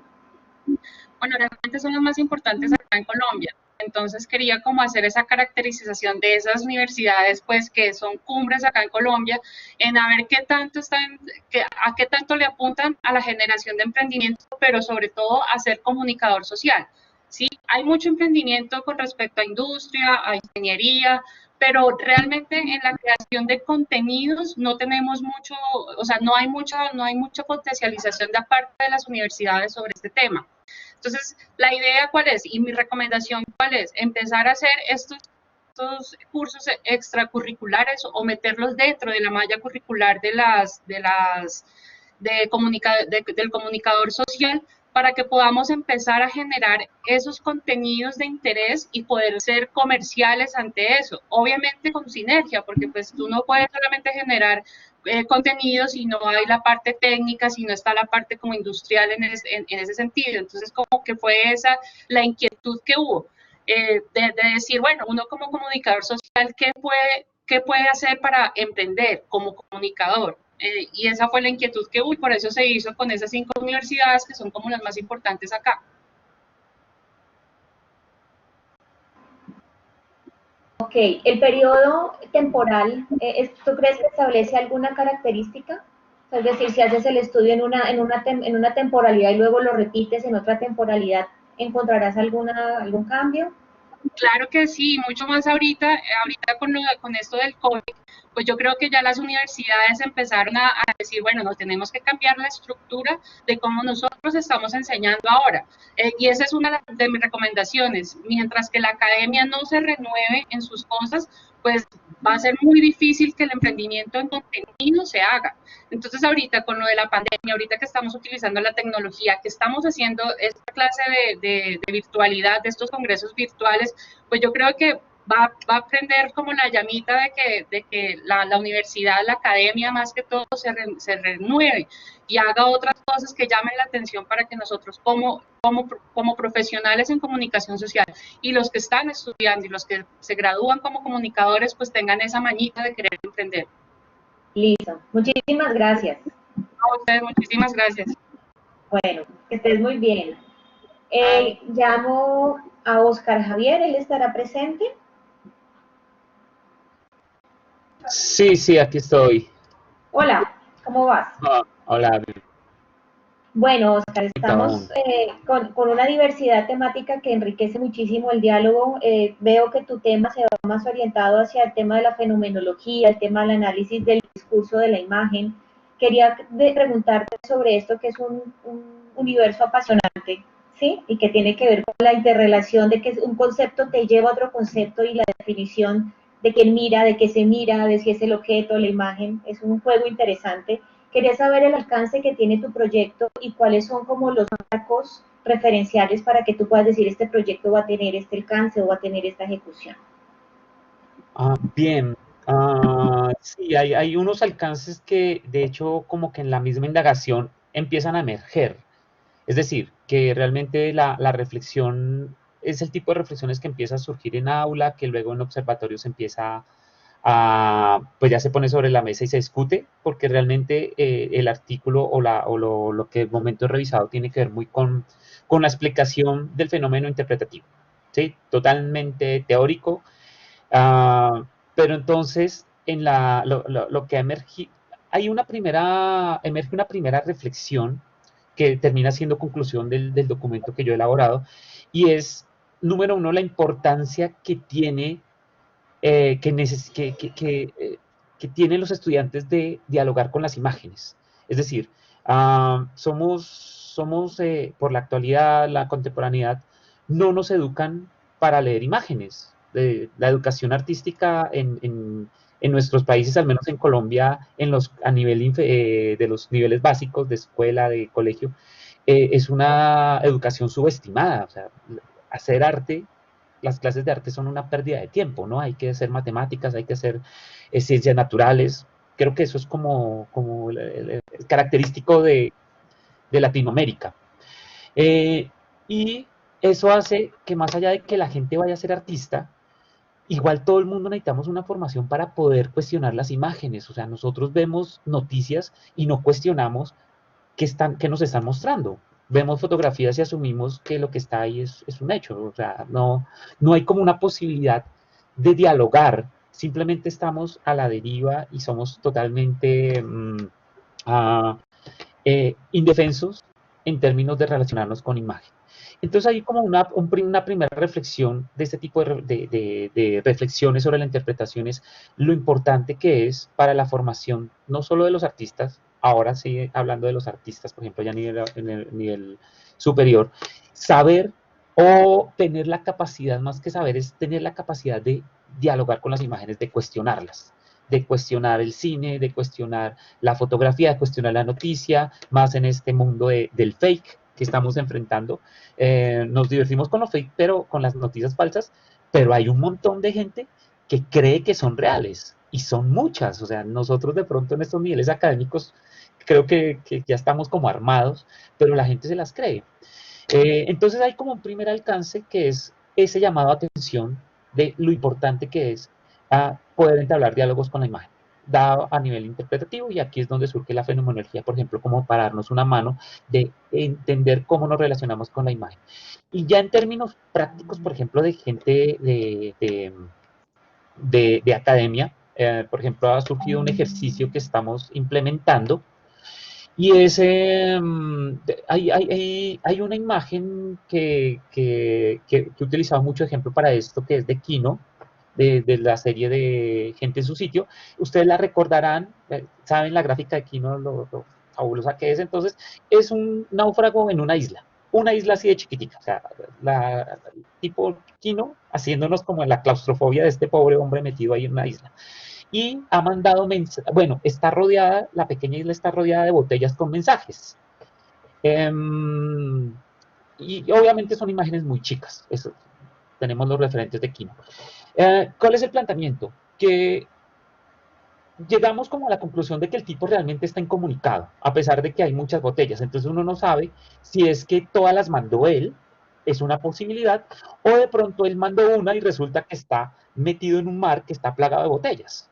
Entonces aparecen como dos posibilidades interpretativas. Ahí es donde empieza el juego del diálogo. Pero más allá de eso, aparece como que él deja unos límites, es decir, que lo poquito que vemos es, no vemos el mar porque está lleno de botellas. Si yo pudiera ampliar la imagen, y ese es un ejercicio de aula con chicos de diseños, imagínese si él pudiera hablar, o sea, si usted abre los límites, los ancha más, los hace más anchos, ¿qué va a haber? ¿Va a haber mar? ¿Va a haber más botellas? ¿Va a ver que las botellas realmente están atrapadas en esa isla y hacia el exterior ya se fueron? O incluso pensarlo plásticamente. Yo no estoy viendo el mar, pero si estoy viendo una caricatura de Kino, voy a asumir que ese mar que se alcanzó a ver es azul o, o ha de mantener, y esa sería como la lógica interpretativa, ha de mantener la lógica de la estética que nos está ofreciendo Kino, es decir, blanco y negro y delineado. Entonces sí hay como unas puertas que se empiezan a abrir con respecto a este tipo de reflexiones, y es desde el punto interpretativo, ¿qué asumimos nosotros? ¿Qué diálogos entablamos con la imagen? Y desde el tipo ya creativo, de creación del diseñador es cómo yo puedo empezar a crear o a completar ese mundo fragmentado que me dio la imagen, y si esa compresión me da ya unas normas estéticas dadas por lo que sí veo. Unas normas estéticas y unas normas también figurativas. ¿Sí? Si yo asumo que hay más botellas, menos botellas. Algo así también lo hemos hecho con Magritte, con la lámpara filosófica, que lo vemos a él con la nariz deformada, y de fondo vemos como una vela que también se está deformando como una serpiente. Estamos viendo un fragmento, pero es como si queda la posibilidad creativa y los chicos lo tratan de reproducir así. Es, bueno, si yo entrara a esa alcoba y viera la cama, ¿cómo es esa cama? También tiene como unos elementos que se empiezan a curvar y empiezan a enredarse. Entonces hay unas posibilidades que de momento se están abriendo hasta ahora con este tipo de reflexión. Bueno, Oscar, muchas gracias. Esperamos leerte en las publicaciones de la Universidad de Palermo para poder establecer un diálogo también y pues esto no acaba, ¿no? Tal cual como planteas, el punto de vista y la mirada va variando y el diálogo puede ser muy largo y muy profundo. Te agradezco muchísimo. Genial, gracias. Bueno, quisiera saber si está Mariana.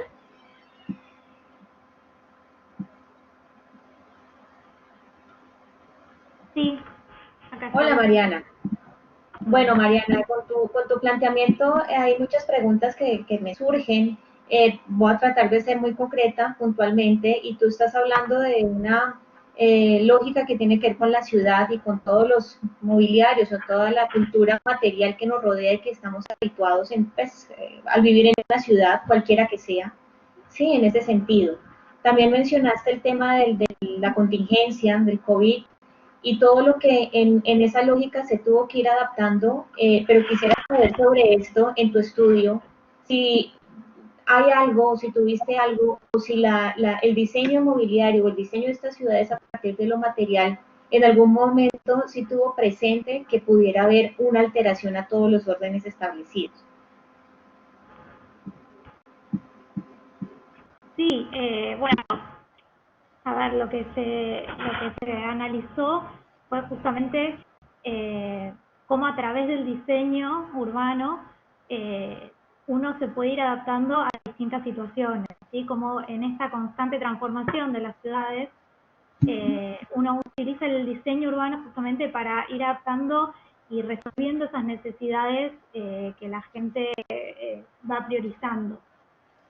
En el caso del COVID, lo que se fue estudiando fue según la etapa en que estaba cada país. O sea, yo lo estudié en relación a Argentina, que es donde vivo, como en una primera etapa donde había un confinamiento y un aislamiento obligatorio, se abocó todo el rediseño de la ciudad en función a la necesidad de que los médicos o las personas de seguridad, personal esencial, pueda llegar fácil a su trabajo y a cumplir esas tareas, y cómo en una segunda etapa ese rediseño del espacio público se pudo aplicar a dar más espacio a la gente para que justamente la gente pueda empezar a salir de sus casas evitando el mayor contagio posible, ¿sí? Manteniendo las distancias. Entonces, bueno, como en esta segunda etapa pasamos de tener que los vehículos de emergencia circulen con fluidez a, bueno, ahora parte de la calzada de la calle va a ir para los peatones,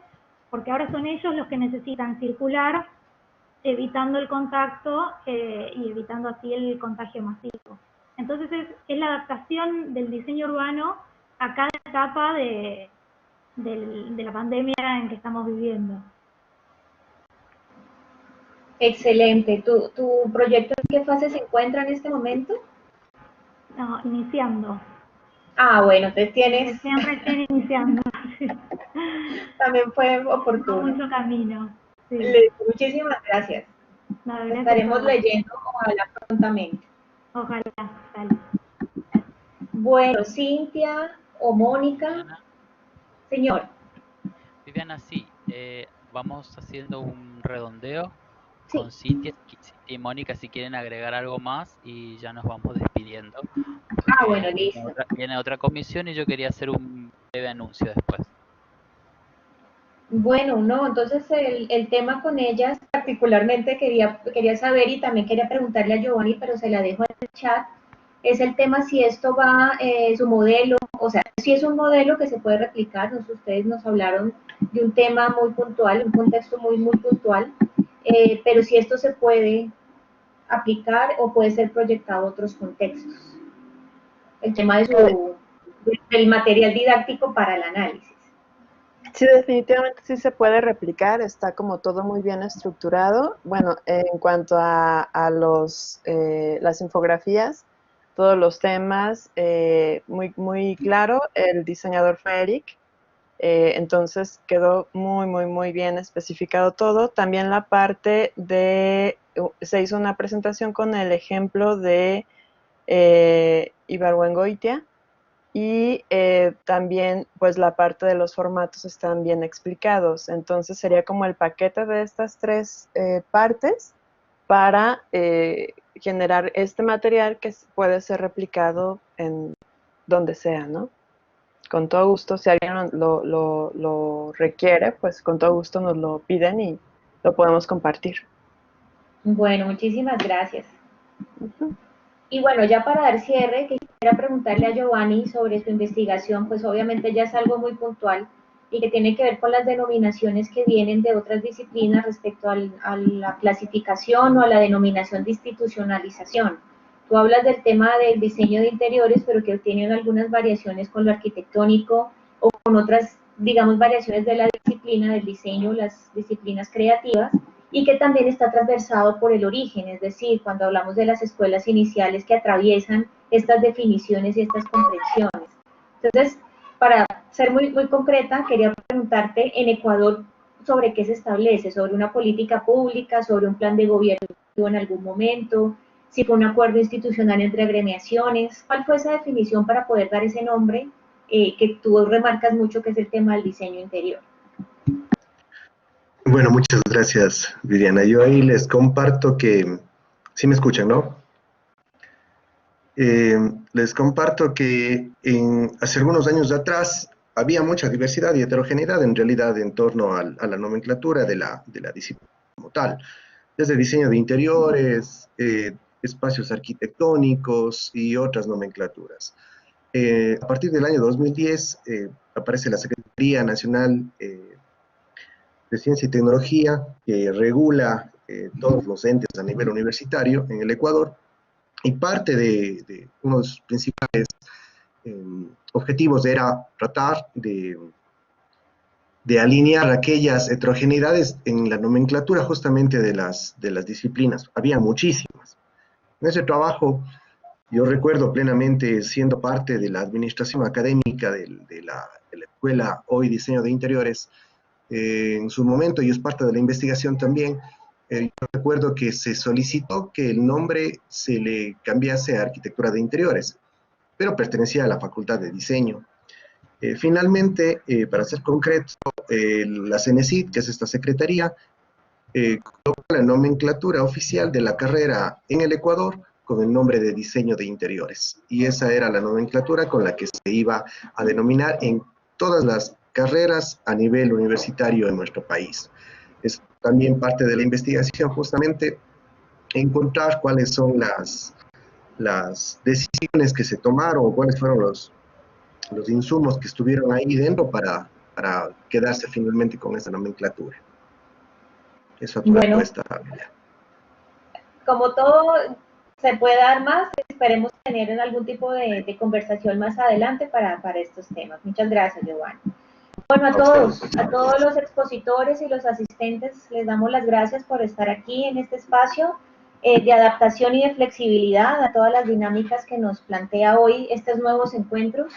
Esperamos que todo haya sido, digamos, de apertura, sobre todo porque queda el contacto abierto para poderlo hacer, invitaciones para que publiquen, para que hagan toda esta socialización de sus ideas para poderlas ver un poco más a profundidad. Y muchísimas gracias por estar en esta comisión, número 17.